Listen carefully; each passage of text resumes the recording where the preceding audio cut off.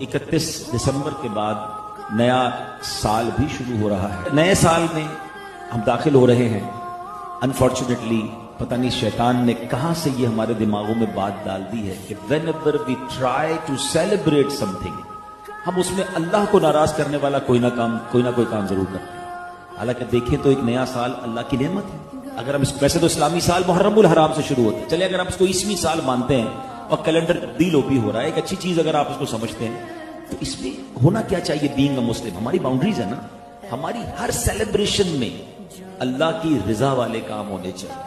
मगर अनफॉर्चुनेटली पता नहीं शैतान ने क्या हम पर हमला किया है कि जब भी खुशी का मौका आता है, चाहे शादी हो, चाहे बर्थडे हो, चाहे नया घर ले, चाहे नया बिजनेस शुरू करें, चाहे नया साल आए, हम हर खुशी के मौके पर कोई ऐसा काम जरूर करते हैं जिससे अल्लाह नाराज हो जाए।